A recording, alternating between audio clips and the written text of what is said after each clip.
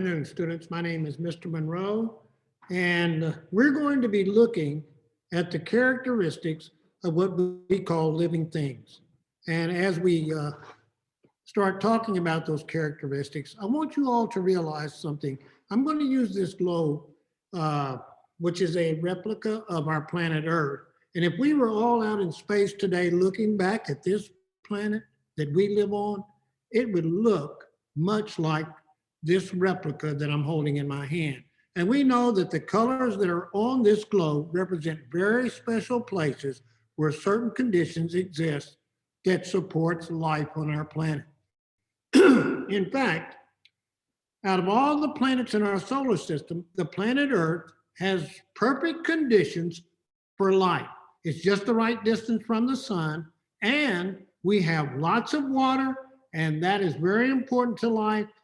And so our planet is abundant with living things. Not only living things, but living things that are depending on non-living things. And so the characteristics that I'm going to be discussing with you and we're going to investigate, those are things that we can observe about certain things that will tell us that they are living. For example, I have a rock here. You look at this rock, you can tell that it is non-living. It's not alive, is it? How about this? We know that in this flask there is water. And is it alive? I want you to think about that. Okay? Do we observe it being a living thing?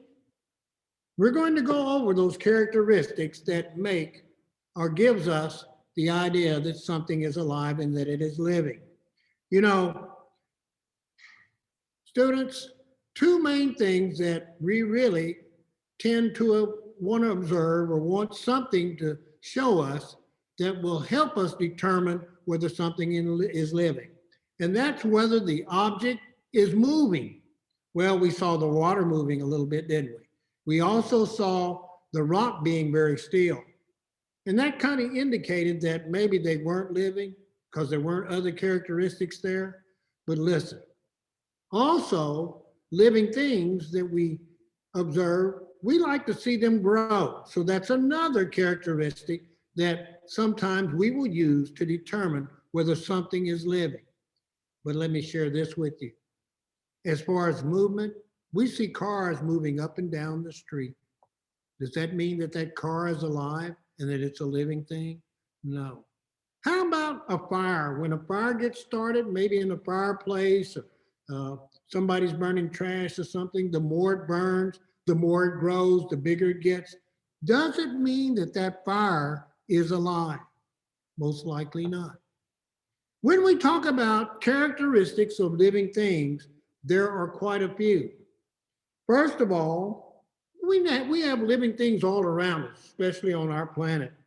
Some are in the air, some are on the ground, some are in the water. We also have non-living things that are all around us also. So, you know, it's sometimes confusing trying to determine what's living and what's not. I'm going to start out by showing you a couple of plants and we'll talk about them. We know that plants basically are living organisms. Now, one key characteristic of living things is that living things are made up of the basic unit of life.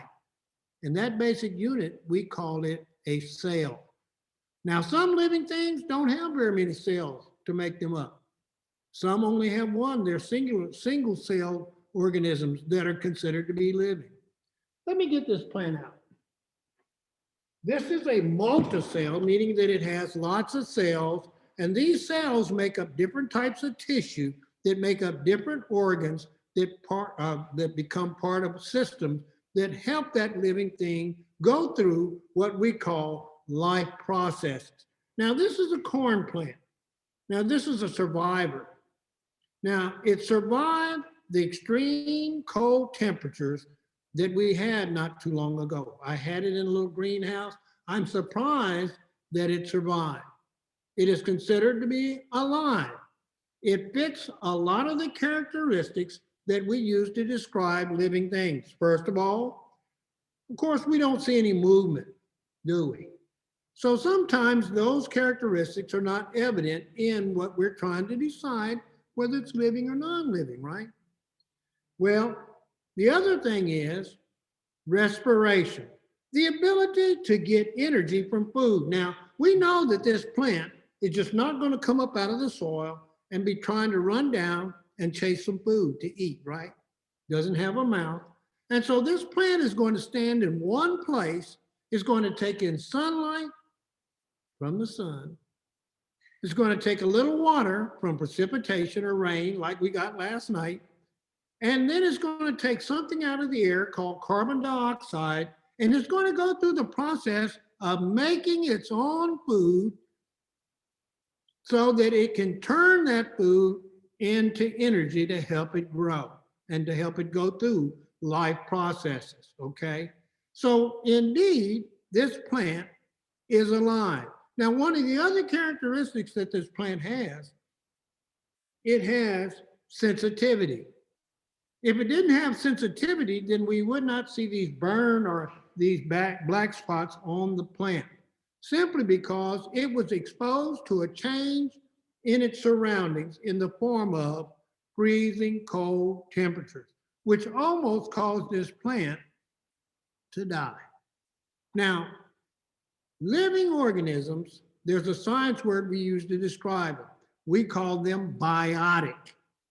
If you hear that word biotic, that means it's alive. It's a living organism. Even if this plant should die and no longer be alive, it still would be considered to be biotic. It wouldn't be alive, but it's still, its history, its origin was from something alive, a living organism. So that, in a sense, describes how this plant would be considered because of its characteristics. Now, if you were with us today, we would be taking a hike into the Post Oak Preserve, and there's a lot of trees, a lot of plants. Some of them are little, some of them are medium height, some of them are taller than I am. And then we have giant trees over there that are way up in the sky that provide a lot of shade when their leaves are out, and we call that the canopy layer. Now, students, those plants and trees over there, they are considered to be biotic. They are living organisms. Now, there are other living things that live there also that pick up the characteristics of being alive and living. I've got an animal right here I want to show you. And if we were walking on in the Post Oak Preserve and walking down the trail, my eyes would be scanning, trying to find a little fellow or a little girl like this. This is Teresa, the box turtle. Now, Teresa is alive. We can tell she's alive. She's got movement, right? She also has the characteristic of going out and looking for food, which she will eat, and she'll go through what we call respiration, changing that food into energy so that she can move around, and she's going to grow a little bit. That's characteristics of something alive. And she is sensitive to environmental changes. She has a sensitivity because guess what? During the winter months, Teresa actually would start trying to find some type of shelter, probably in the ground, where she would go into a deep sleep that we call hibernating or hibernation. So she does make some changes because of her sensitivity to the environment around her, okay? So that's an animal that we might find in the forest. And the plant life that we might find in the forest probably wouldn't be a corn plant, but most likely a post oak tree or some type of oak tree, and a variety of shrubs and a variety of grasses that grow there. So that is Teresa, the box turtle. She is alive. What about in a watery environment? Are there plants that grow in that type of environment? Well, in our ponds, we don't have a lot of water plants that fit the category of being truly alive, But we do have one that's very important to that pond that we have behind the center. And I went out the other day and I collected some. This is an example of a plant that grows in our pond, just like trees and other plants grow in our forests. Now, this is considered to be one of the earliest forms of plant life on our planet. It is called green algae. Algae is very important to that pond simply because it is a plant.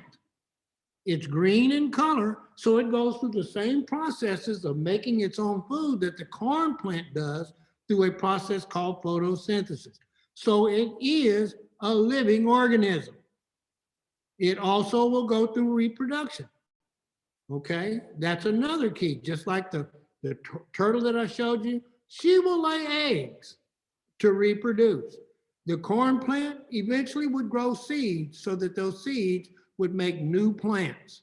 So another characteristic that living things have is that they have the ability to reproduce the same kind of organism that they are, okay? Algae does do a lot of growing. Algae does reproduce, okay? It may reproduce in a different sense, but it does go through all the characteristics that living things go through. Now, what about an animal that might live in a pond and might use this algae to its benefit? How about old Hoppy here? Hoppy is an American bullfrog. Can you guys see Hoppy? Now, he's green, isn't he? Does that mean that he makes his own food? No, no. Hoppy is an animal. And so basically what he has to do, he has to go out and catch his own food. And he loves to eat bugs and insects, okay? Now, he does go through he has the other characteristics of a living thing. If I was to let go of him now, you would definitely know that he would have movement because he'd be hopping all over the place. The other thing is, he's sensitive also to environmental changes around him. He would probably go into hibernation if he was out during the time that we had that extreme cold temperatures. And Hoppy, this is a male, but the female would reproduce by laying eggs. And the first stage after the eggs is something that we call a tadpole. So it goes through it has all the characteristics of a living organism. So it is alive.